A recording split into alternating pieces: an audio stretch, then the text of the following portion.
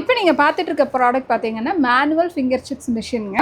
Heavy duty blade தான் கொடுத்துருக்கோம் உங்களுக்கு. ஸோ இந்த பிளேடுமே வந்து மூர்ச்சை போயிடுச்சு, அதாவது ஷார்ப்னஸ் போயிடுச்சு அப்படின்னா இந்த 2 போல்ட்டையும் கழட்டிட்டு இந்த பீஸ் தனியாக கிடைக்கும், நம்மக்கிட்ட வாங்கிக்கலாங்க.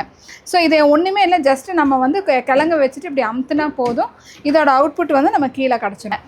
ஸோ அது எப்படி பண்ணலான்னு வாங்க பார்க்கலாம். ஜஸ்ட் இந்த உருளைக்கிழங்கை வந்து நம்ம இங்கே ஃபீட் பண்ணிக்கிறோம். ஃபீட் பண்ணிவிட்டு இதை வச்சு நம்ம அமுத்துறோம், அவ்வளோதான்.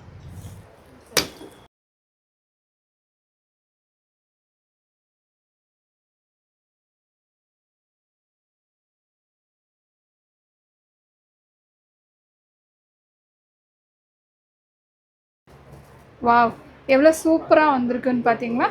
ஸோ ரொம்ப அழகாக ஈவனாக உங்களுக்கு கட்டாயி வந்திருக்கு.